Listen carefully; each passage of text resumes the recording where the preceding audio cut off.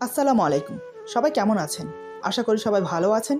আজ আপনাদের জন্য নিয়ে এসেছি গল্পের ৩য় পর্ব। আশা করি গল্পটি আপনাদের ভালো লাগবে। তাহলে চলুন শুরু করা যাক। উনি আমার মুখের দিকে অপলক্ষীনভাবে তাকিয়ে আছে। চেহারায় স্বাভাবিক ভাব, কিন্তু উনি এভাবে তাকিয়ে থাকাতে আমার খুব অস্বস্তি হচ্ছে। আচমকাই চেহারায় পরিবর্তন হয়ে গেল। চোখ মুখ লাল করে হঠাৎ ধমক দিয়ে আমাকে বলে, এই মেয়ে, নিজেকে কি ভাবো? হ্যাঁ, খুব চালাক, তাই না? তুমি কি ভেবেছ তোমার এই রূপের ডালি আমার সামনে মেলে ধরলে আমি গলে মোম হয়ে যাব? দেখো, আমি সেই ধরনের ছেলে না। তোমার এই বাজে অভ্যাসগুলো না খুবই বিরক্তকর।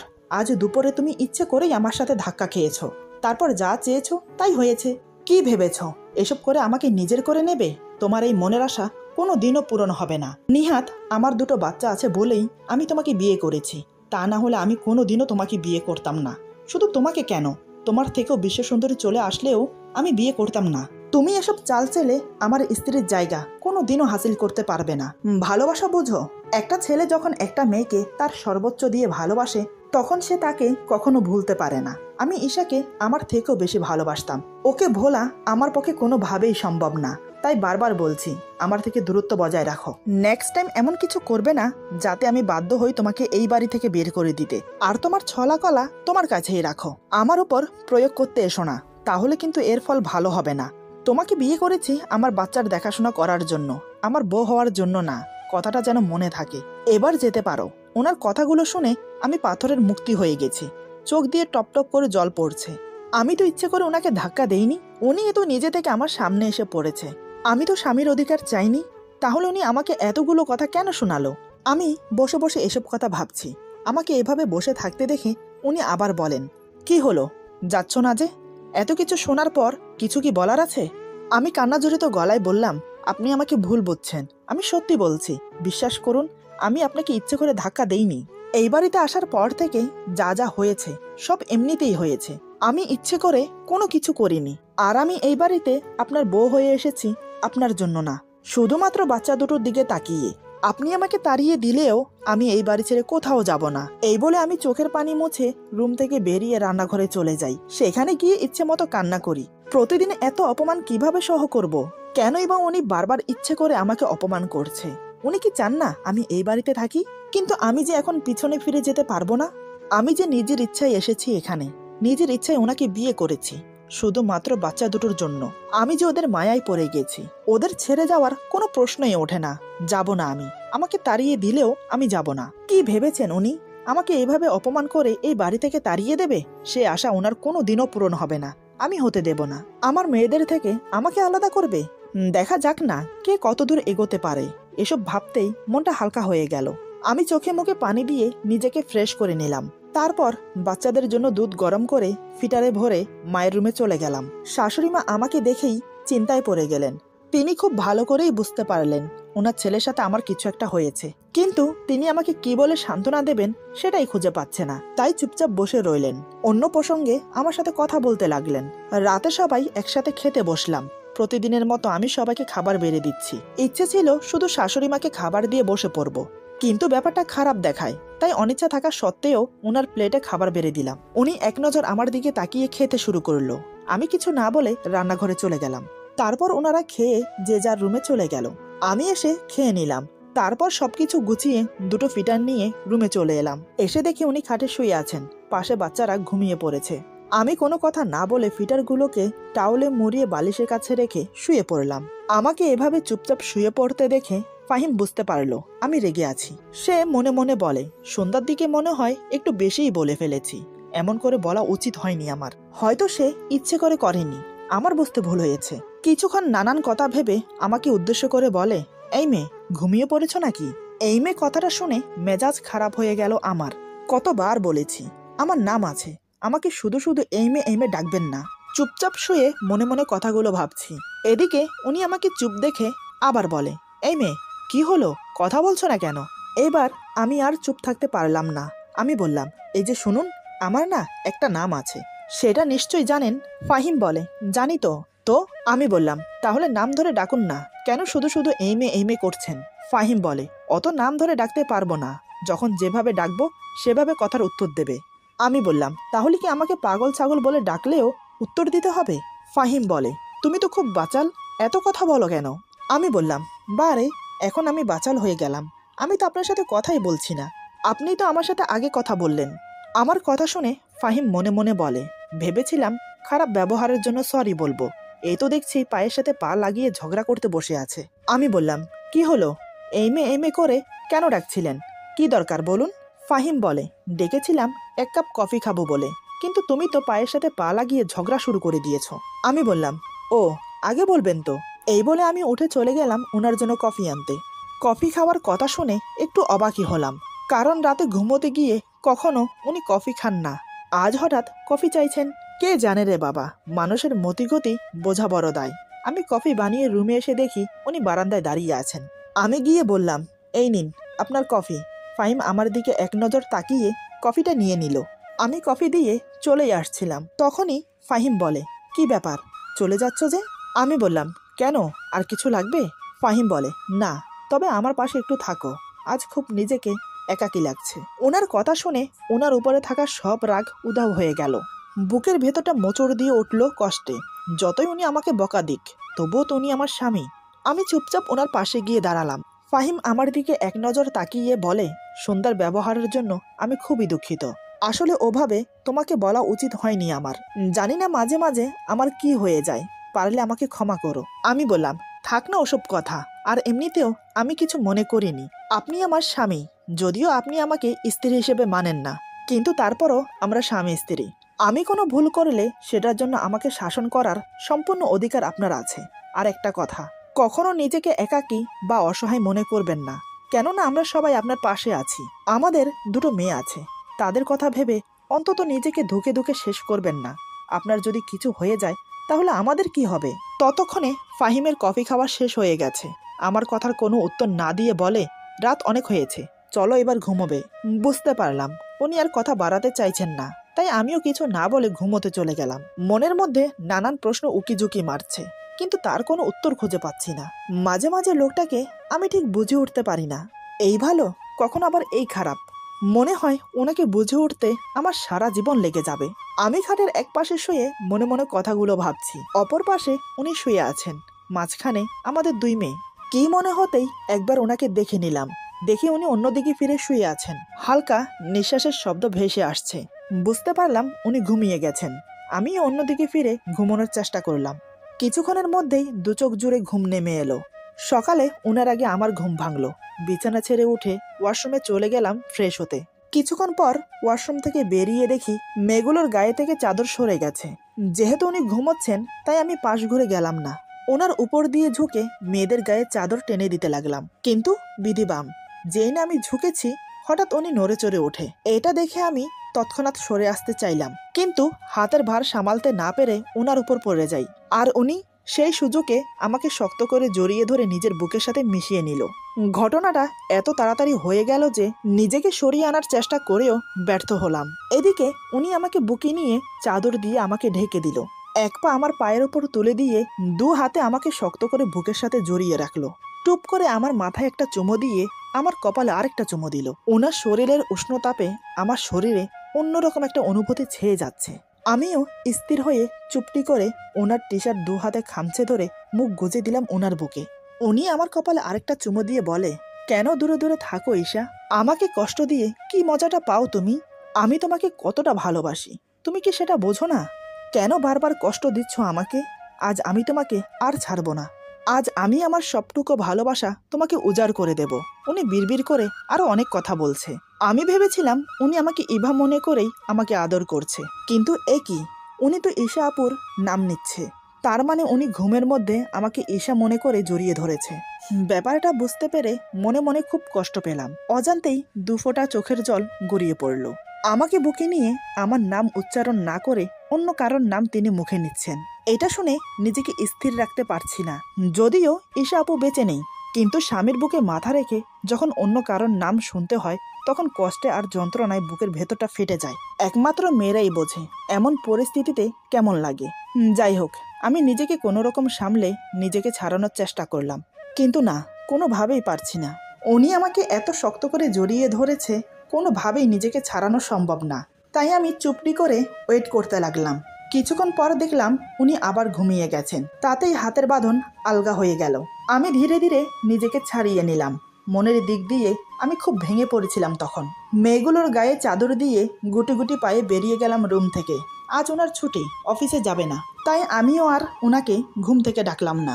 নিজের কাজে ব্যস্ত হয়ে গেলাম। হাতের কাজ শেষ করে বারান্দায় বসে কানে ইয়ারফোন গুজে মনে সুখে গান শুনছি আর এক মগ কফি খাচ্ছি। হঠাৎ অনুভব করি পিছন থেকে কে যেন চুল টানছে। তাই ঘাড় ঘুরিয়ে তাকাতেই দেখি মিস্টার ফাহিম রাগী মুখ নিয়ে আমার দিকে তাকিয়ে আছে। আমি সাথে সাথে ইয়ারফোন খুলে বললাম, কি ব্যাপার, চুল টানছেন কেন? ফাহিম রাগী ভাব দেখিয়ে বলে, তোমাকে যে আমি এখনো বারান্দা থেকে নিচে ফেলে দেইনি, এটা তোমার কপাল বলো। আমি ভুরু কুচকে বললাম, সাত সকালে আমি আপনার কি ক্ষতি করেছি? হ্যাঁ। ফাহিম বলে, কি করনি সেটা বলো। কতক্ষণ ধরে তোমাকে ডাকছি, কোনো সারা শব্দ নেই। মহারানী এখানে বসে গান শুনছে। আমি বললাম, ডেকেছেন কেন?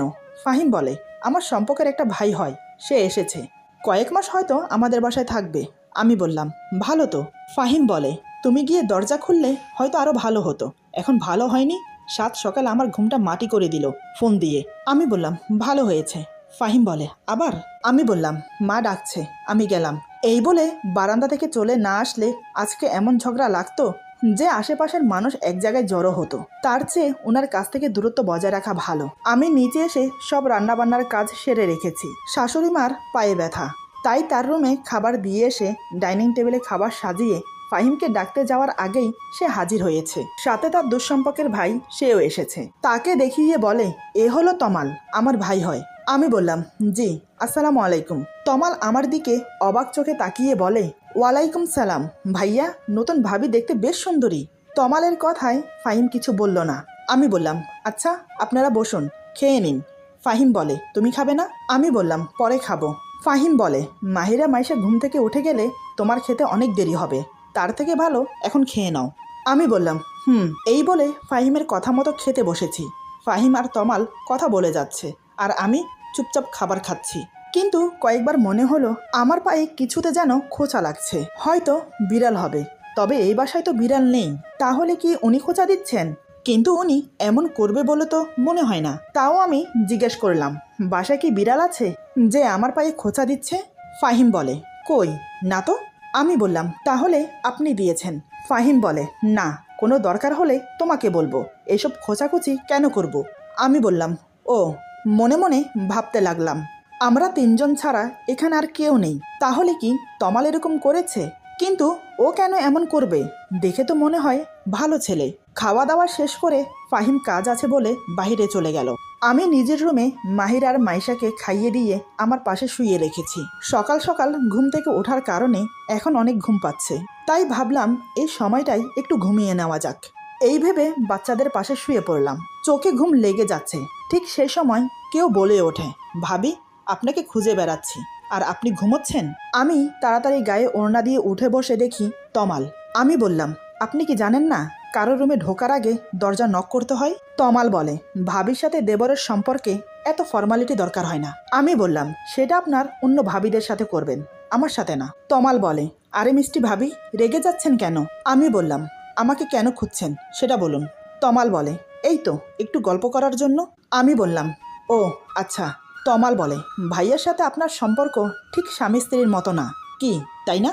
আমি বললাম, আমরা স্বামী স্ত্রী হলে সম্পর্ক অন্য কিছু হবে কেন? তমাল বলে, এত ধাজ নিয়ে কথা বলা ঠিক না, মিষ্টি চেহারায় মিষ্টি করে কথা বলতে হয়।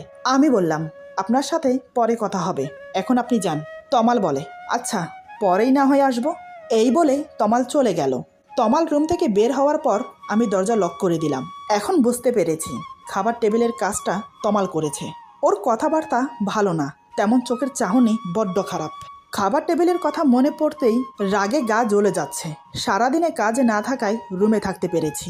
সন্ধ্যার দিকে ফাহিম অনেকগুলো ফুচকা হালিম নিয়ে বাসায় ফিরেছে। তারপর সবাই একসাথে বসে খাচ্ছি। তখনই ফাহিমের অনেক ঝাল লাগে, তাই সে পানি নিয়ে আসতে গেল। সাথে শাশুড়ি মাও আমার হয়ে গেছে বলে নিজের রুমে চলে গেল। সেই ফাঁকে তমাল হঠাৎ করে আমার হাতের ফুচকাটা ওর মুখে নিয়ে নিল। এটা দেখে আমার খুব রাগ হলো। আমি বললাম, প্লেটে ফুচকা রাখা আছে, সেটা না খেয়ে আমার হাতেরটা নিয়েছেন কেন? এরকম অসভ্যতা আমি একদম পছন্দ করি না। তমাল বলে, পছন্দ করো না ঠিক আছে, তাহলে কি করবে? ভাইয়াকে বলে দেবে? দাও। আমি বললাম, হ্যাঁ অবশ্যই বলবো। তমাল মুচকি এসে বলে দেখো, বিশ্বাস করবে না। এরই মধ্যে ফাহিম পানি নিয়ে আসলো। আমারও ঝাল লেগেছিল, তাই এক গ্লাস পানি ঢেলে খেতে লাগলাম। এই সুযোগে তমাল বলে, ভাবির এত ঝাল লেগেছে, তাও কিন্তু ফুচকা খাওয়া ছাড়েনি, এমনকি আমার হাতেরটাও নিয়ে খেয়েছে। তমালের কথা শুনে মন চাচ্ছে ওর গালে একটা থাপ্পড় বসিয়ে দেই, কিন্তু না, ফাহিম ওকে ভালো ছেলে বলে জানে। আমি কোনো কথা বললাম না, চুপচাপ সেখান থেকে রুমে চলে আসলাম। অতীত ভুলে নতুন করে সংসার শুরু করেছি, কিন্তু তাও বিপদ আমাকে ছাড়ে না। কী করে যে তমালের খারাপ উদ্দেশ্য সবার সামনে প্রকাশ করব ভেবে পাচ্ছি না। ফাহিমকে বলতে খুব ভয় লাগছে, যদি আমাকে ভুল বোঝে খুব অস্থির লাগছে, তাই বারান্দায় গিয়ে পায়চারি করছি। বেশ কিছুক্ষণ পরে ঠিক করলাম ফাহিমকে গিয়ে সব বলে দেব। এই ভেবে রুমে গিয়ে দেখি উনি ঘুমাচ্ছেন, আর কিছু বলা হলো না। আমি আর বেশি চিন্তা ভাবনা না করে ঘুমিয়ে পড়লাম। সকালে ঘুম থেকে তাড়াতাড়ি উঠে ফ্রেশ হয়ে শাশুড়ি মায়ের সাথে বসে কাজ করছি। তখন মাকে জিজ্ঞেস করলাম, আচ্ছা মা, এই তমাল ছেলেটা কেমন? মা বলে, শুনেছি তো ভালো, আমি ওকে আমাদের বাসায় রাখতে চাইনি, কিন্তু ওর বাবা অনেকবার বলেছে রাখতে। আমি বললাম, মা একটা কথা বলবো? মা বলে, হ্যাঁ বলো। আমি বললাম, ও খুব খারাপ ছেলে। তারপর তমাল যা যা করেছে সব মাকে বললাম। আমার মুখে সব শুনে মা তো রেগে মেগে আগুন। মা বলে, আমি এক্ষুনি ওর ব্যবস্থা করছি, দাঁড়া। এই বলে মা রেগে গিয়ে ফাহিমের কাছে যাবে, কিন্তু আমি তাকে যেতে না দিয়ে বললাম, ও মিথ্যে কথা বলে পার পেয়ে যাবে, নয়তোবা আমাকে দোষী করবে। তাই আমি ভাবছি ওকে হাতে নাতে ধরিয়ে দিতে হবে। তবে মা, আজই আমাদের বাসায় ওর শেষ দিন। এমন সময় মাহিরা মাইশার কান্নার আওয়াজ শুনতে পেলাম। আমি হাত ধুয়ে তাড়াতাড়ি রুমে চলে গেলাম। রুমে এসে দেখি ফাহিম ওদের কোলে নিয়ে সামলাচ্ছে। আমি বললাম, ওদের আমার কাছে দিয়ে নাস্তা খেতে যান।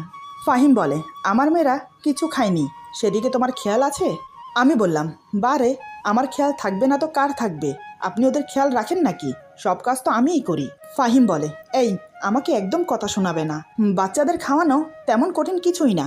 আমি বললাম, ও তাই নাকি, এই নিন ফিটার, এখন ওদের খাইয়ে দিন। ফাহিম বলে, এই বলে আমার হাত থেকে ফিটার নিয়ে মাহিরার মুখে ধরেছে, কিন্তু দুধ মুখে যাচ্ছে না, মুখের দুই পাশ দিয়ে পড়ে যাচ্ছে, আর মাহিরা কাঁদছে। যখন দেখে তার ধারায় হবে না, তখন বলে, আচ্ছা শোনো, তুমি ওকে খাইয়ে দাও, আমার অফিসে যেতে লেট হয়ে যাচ্ছে। আমি হো হো করে হেসে বললাম, দেখলেন তো, বাচ্চাদের খাওয়ানো অত সহজ না, তাও আবার একসাথে দুজন। ফাহিম বলে, আমার সময় নেই, নয়তো আমি পারতাম। আমি বললাম, মচকাবেন তবুও ভাঙবেন না। ফাহিম কথা ঘুরানোর জন্য বলে, ওদের খাইয়ে দিয়ে তাড়াতাড়ি আমার জন্য খাবার বাড়ো। এমন সময় দরজায় নক করে তমাল বলে, ভাইয়া আসবো? ফাহিম বলে, হ্যাঁ ভেতরে আয়। তমাল বলে, তুমি অফিসে যাবে কখন? ফাহিম বলে, এই তো একটু পরে। কেন? তমাল বলে, তোমার সাথে আমিও যাব, কারণ তোমার অফিসে ইন্টারভিউ আছে, ওখানে চাকরি হলে ভালোই হবে। ফাহিম বলে, কেন, অফিসের পাশে কি বাসা ঠিক করেছিস? তমাল বলে, না, এই শহরে তেমন কিছুই চিনি না, আগে তোমাদের বাসায় যদি কয়েকদিন থেকে। ওর কথা শেষ হওয়ার আগেই ফাহিম বলে, হ্যাঁ থাকতে পারিস, কোনো সমস্যা নেই। তমাল আমার দিকে তাকিয়ে রহস্যময় হেসে বলে, আচ্ছা। এই বলে তমাল রুম থেকে চলে গেল। এতক্ষণ আমি বাচ্চাদের কোলে নিয়ে মুখ ঘুরিয়েছিলাম। ফাহিম রেডি হয়ে আমাকে বলে, বিয়ের পরে তো বাবার বাড়ি যাওনি, কালকে শুক্রবার আছে, যদি যেতে চাও তাহলে নিয়ে যাব। আমি ওনার কথা শুনে একগাল হেসে বললাম, সত্যি নিয়ে যাবেন তো? ফাহিম বলে, হ্যাঁ। আমি বললাম, আমি কিন্তু কয়েকদিন থাকবো। ফাহিম বলে, মানে? তুমি কয়েকদিন থাকলে আমার মেয়েদেরকে কে দেখবে শুনি? আমি বললাম, ওদের আমার সাথে নিয়ে থাকবো। ফাহিম বলে, না, সকালে যাব আবার বিকেলে চলে আসব। আমি বললাম, না, এমনটা হয় নাকি? এতদিন পরে যাব আর 2 দিন থাকবো না? আমি কিন্তু 2 দিন থাকবো, তাও বাচ্চাদের নিয়ে। ফাহিম বলে, তাহলে যাওয়ার দরকার নেই। কথাটা বলে রুম থেকে হন হন করে বেরিয়ে গেল। আমি তো ওনার কথা শুনে অবাক হয়ে তাকিয়ে আছি। এভাবে কেউ কাউকে মুখের উপর না বলে। তবে ওনার কথা শুনে এটা বুঝলাম উনি আমাকে যেতে দেবে না। আমিও আর রুমে বসে না থেকে ওনার পিছন পিছন গেলাম। তারপর ডাইনিং টেবিলে সবাই একসাথে বসে খাচ্ছি। তখনই হঠাৎ ফাহিম মাকে বলে, মা, কালকে আমরা সবাই ইভার বাবার বাড়িতে যাব। মা বলে, আমার যাওয়ার দরকার নেই, তোরা যাস। ফাহিম বলে, না, সবাই যাব। তারপর তমালের দিকে তাকিয়ে বলে, তুইও যাবি? তমাল বলে, আচ্ছা ভাইয়া। আমি তো অবাক ওনার কথা শুনে। দেখলেন তো, আমি বলেছিলাম না, এই লোকটাকে বোঝা বড় দায়। এই তো একটু আগে রুমে আমাকে বলল যাওয়ার দরকার নেই, এখন আবার বলছে কাল যাবে। কি আজব রে বাবা। এতক্ষণ আমি অবাক হয়ে ওনার দিকে তাকিয়েছিলাম। হঠাৎ আমার চোখ পড়ল তমালের দিকে। দেখি তমাল বজ্জাত হারামি আমার দিকে তাকিয়ে মুচকি হাসছে। ওর হাসির পিছনে লুকিয়ে আছে খারাপ উদ্দেশ্য, কিন্তু সেটা হতে দেওয়া যাবে না। হঠাৎ অনুভব করি আমার পায়ের উপর কেউ পা রেখেছে। কেউ বলতে এটা তমাল ছাড়া আর কেউ না। তাই আমিও পা সরিয়ে একটা লাথি মারি ওর পায়ে। তমাল ব্যথায় চেঁচিয়ে বলে, উফ, পা মনে হয় গেল। ফাহিম বলে, তমাল তোর কি হয়েছে? তমাল বলে, না ভাইয়া, কিছু না। ফাহিম বলে, তুই কি ব্যথা পেয়েছিস? তমাল বলে, না তেমন কিছু না, হঠাৎ করে পায়ের রগে টান লেগেছে।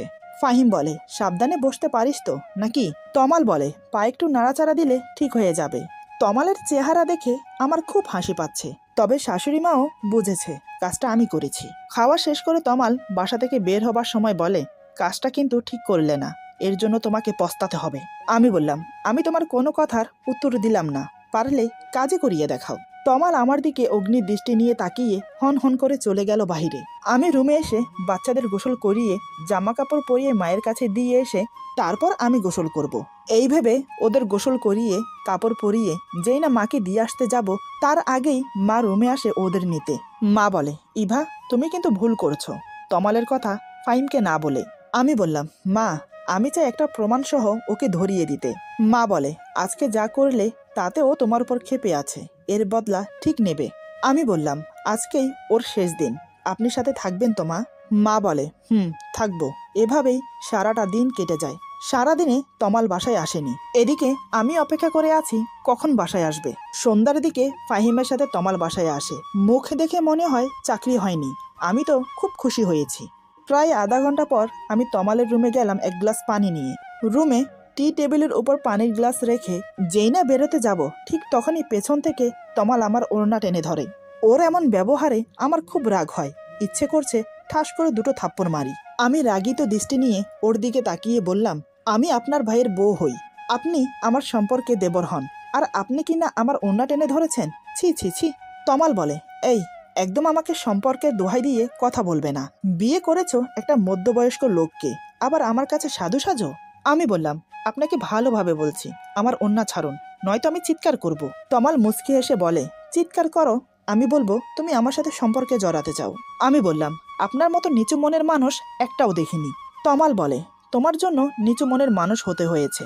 তুমি জানো, প্রথম যেদিন তোমাকে দেখেছি সেদিন থেকে তোমাকে পাওয়ার জন্য মন হাহাকার করছে। তোমাকে ফাহিমের সাথে দেখতে পারি না, ও তোমার থেকে বয়সে অনেক বড়। আমি তোমাকে খুব সুখে রাখতে পারবো, যা ফাহিম কখনো পারবে না। তুমি রাজি হয়ে যাও, আমরা অনেক দূরে চলে যাব। ওর কথা শুনে আমি আমার রাগটা কন্ট্রোল করতে পারলাম না। দুই গালে ঠাস করে থাপ্পড় লাগিয়ে বললাম, তোকে এই কয়দিন অনেক সম্মান দিয়েছি, কিন্তু তুই সম্মানের যোগ্য না। আর কি বললি, ফাহিম আমাকে সুখে রাখতে পারবে না, তাই না? তাহলে শোন, তুই এক যুগ তপস্যা করলেও ফাহিমের মতো হতে পারবি না। ফাহিম আমাকে যতটা সুখে রেখেছে তা আগে কোনোদিনও থাকিনি আমি। আমার হাতে থাপ্পড় খেয়ে তমাল হিংস্র বাঘের মতো ফুঁসতে থাকে। আমার কথাগুলো হজম করতে পারলেও এখন মনে হচ্ছে আমার থাপ্পড় দুটো হজম করতে পারছে না। হঠাৎ সে যা করলো তা কল্পনাতেও ভাবতে পারেনি। এমন কিছু হবে আন্দাজ করেছিলাম, তবে হঠাৎ এতটা বাড়াবাড়ি রকমের হবে সেটা আমি কল্পনাও করতে পারিনি। এরপর যা হলো, আজকের গল্প এখানে সমাপ্ত। গল্পের বাকি অংশ পেয়ে যাবেন আগামী পর্বে। আশা করি গল্পটি আপনাদের ভালো লাগবে। গল্পটি ভালো লাগলো, খারাপ লাগলো, প্লিজ কমেন্টে জানাবেন। আপনাদের একটা কমেন্ট আমাদের সামনের দিকে এগোতে প্রেরণা জাগায়। নতুন নতুন প্লট তৈরি করতে আমাদেরকে অনেক সাহায্য করে। সবাই ভালো থাকবেন, সুস্থ থাকবেন, আর বন্ধুদের সাথে বেশি বেশি শেয়ার করবেন। আল্লাহ হাফেজ।